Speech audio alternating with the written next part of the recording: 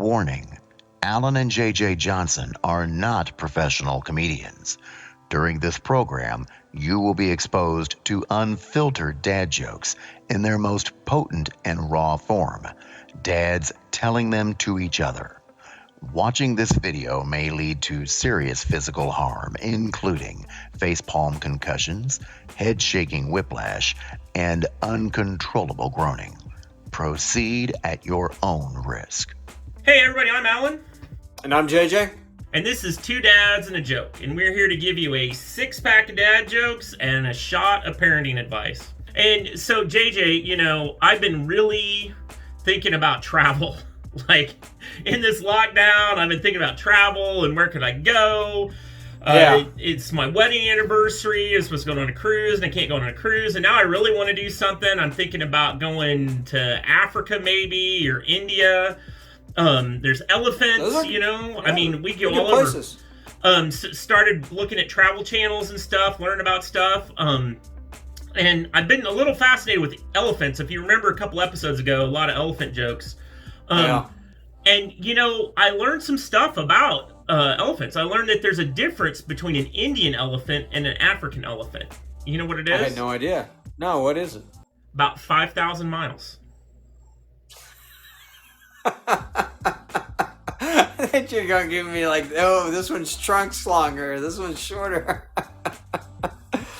So the other day, my son was out on the deck and he was just kind of looking around. He says, "Dad, have you seen my sunglasses?" You know what I told him? No idea. I told him, "Have you seen my dad glasses?"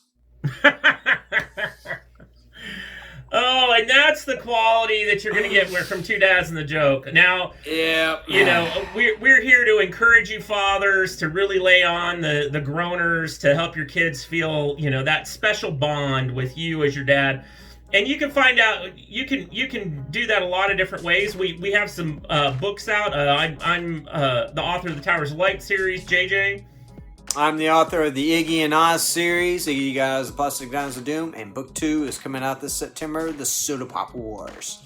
That is awesome. And so we just want to let you know, if you go out to social media at Two Dads and a Joke, Twitter, Instagram, Facebook, YouTube, you can find more of our great joke content to share with your kids, as well as some more parenting advice from here and there. But we'll also grab your stuff. So at Northern Ovation on Twitter had a good one the other day. He says, "I wanted to know how people felt if their tent was to collapse in the middle of the night. So I took a poll."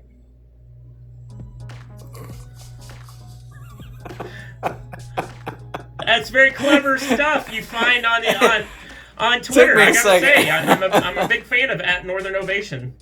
I like it. So, hey, I got a nice word problem joke for you. Okay, right, I'm listening. All right. I'm gonna make sure I read this one right. All right. Okay, ready? I'm tuned in. How do you spell candy with just 2 letters? How do you spell candy with just 2 letters? C and Y. Nice. I like it. Yeah. C-A-N-D-Y. C-A-N-Y. This probably won't be any better. All right. So I've been feeling really cooped up lately. I don't know if you've been feeling that way. I mean, we're in quarantine, so yeah. It was really pouring rain the other day, and you know, I just had to go to the hardware store. All right. I don't know that I had a project. I just had to go to the hardware store. Okay. And so my wife's like, "What are you doing in this weather?" And I said, "It's no problem. It's a driving rain."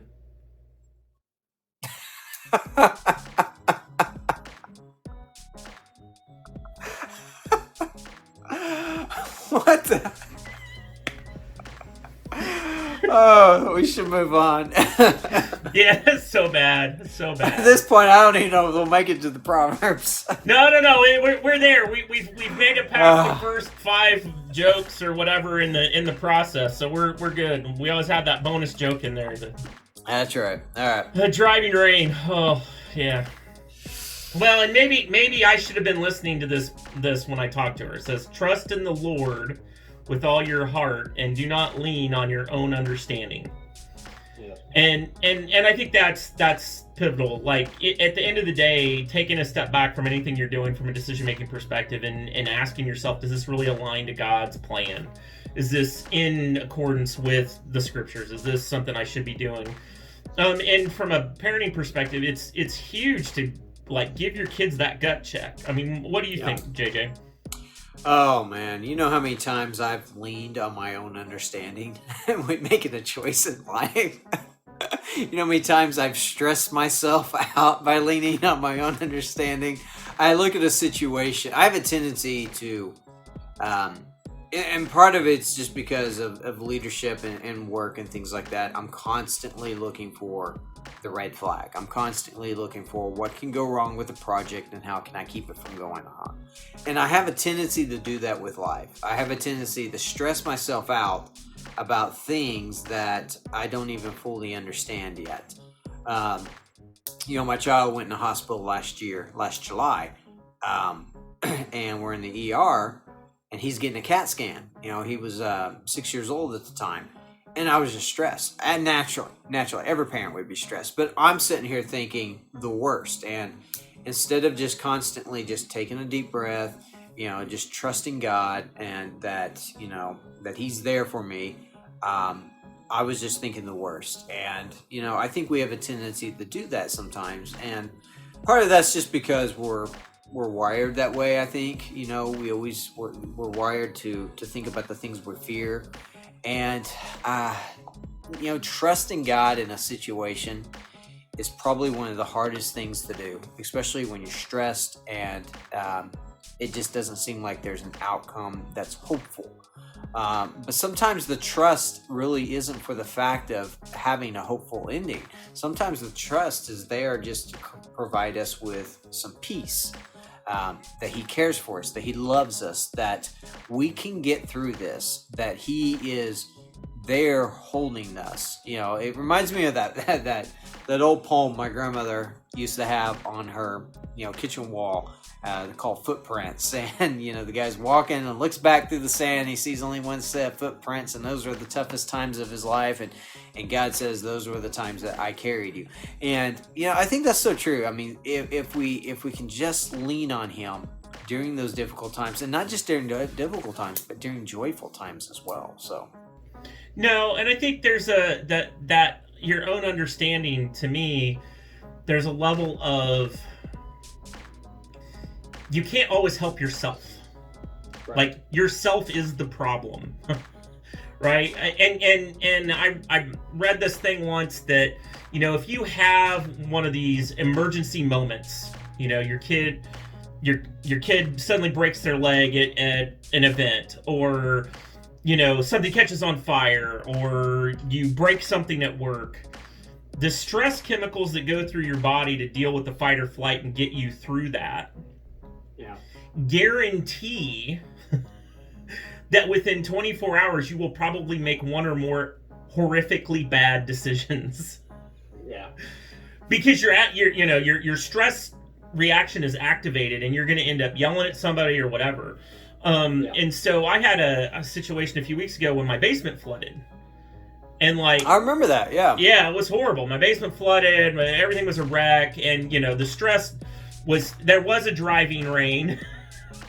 And it was filling my basement with water, you know, and I was running to the hardware store in the process. But long and the short of that is, the next day, well, once it was dry, right, we got it worked out, I literally checked out of everything, to the point that we didn't even, you know, you thought we were meeting, and I was like, no, we're not doing this. I thought we were recording an episode. And I literally didn't want to try to do an episode because I knew I wasn't thinking quite straight, right? That was coming off that stress. And that's part of this, right, is to take a step back from things and go, is this in alignment with God's word? Is this the right thing to be doing? Am I being empowered to do this properly? That kind of thing. And I think it's super important, because the other side of that is then you have the humility when it does go well, to give the glory to God as you should. Correct. And so I think that's, that's really important. It's important, whether you're just a kid going to school or you're an adult looking for a new job. I don't know where God's going to land on this one. I'm probably going to have to seek some of his wisdom. But I'm thinking about when quarantine's over, I'm thinking about getting a new job. Okay. I'm thinking I'm going to go fly hot air balloons. You know why? Why? So I can get a raise every day.